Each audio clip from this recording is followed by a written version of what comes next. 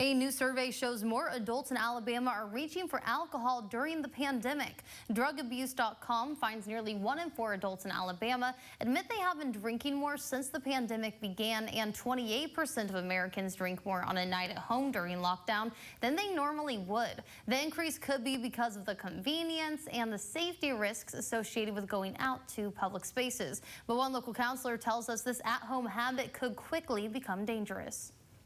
We want to make sure that we have a routine and that we still have that work-life balance. You know, drinking can be fun at sometimes, but it can definitely have a fine line into going into a dangerous zone. So be careful. The study also shows 79% of Americans say even once the bars open, they might just prefer to stay in and socialize with friends from now on.